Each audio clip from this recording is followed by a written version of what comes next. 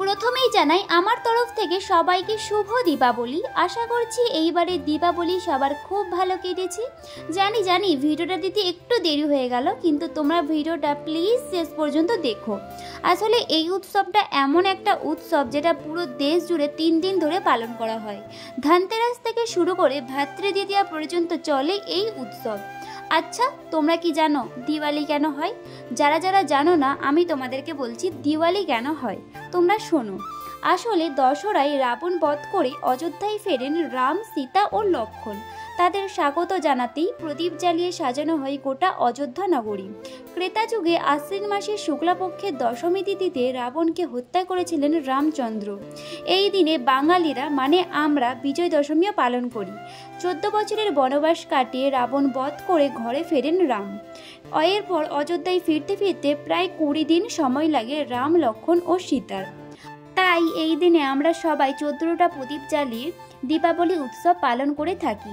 অনেক কথাই বলে দিলাম, এবার একটু আমার কথায়ও ফিরি।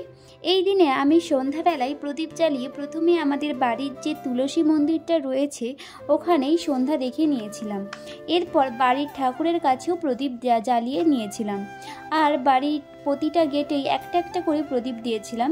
যেহেতু সন্ধ্যাবেলায় প্রদীপ দেওয়া সব হয়ে গিয়েছিল, তাই আমরা দুজন মিলে একটু ঘুরতেও বেরিয়ে পড়েছিলাম। বেশি দূরে যাইনি, বাড়ির সামনেই যে পুজোটা হচ্ছিল, ভাবলাম চলো দুজনে মিলে ওখান থেকেই ঘুরে আসা যাক। আর আমরা যেহেতু বিকেল থেকে বাড়িটা সাজাচ্ছিলাম, তাই কিচ্ছুই খাওয়া হয়নি। আর এখানে সামনেই ফুচকাটা দেখে এত পরিমাণে লোভ যাচ্ছিল, ভাবলাম চলো ফুচকা খাওয়া যাক। তাই আমি 2 প্লেট ফুচকাও খেয়ে নিয়েছিলাম। আর ফুচকাটা খুবই টেস্টিও ছিল। আর এখানে দেখো কত ভিড়, মানে এখানে আসার পর থেকে আমি যে কোনো প্যান্ডেলে, মানে দুর্গাপুজো বলো, কালী পুজো বলো, সব জায়গাতে এত ভিড়।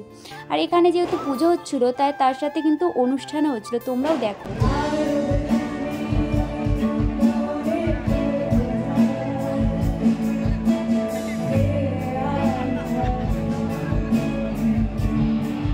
তারপর ওখান থেকে আমরা বাড়িও চলে এসেছিলাম। আর এসে দুজনে মিলে এই যে কিছু পটকা বাজি কিনে এসেছিলাম, এগুলোই ফাটাচ্ছিলাম।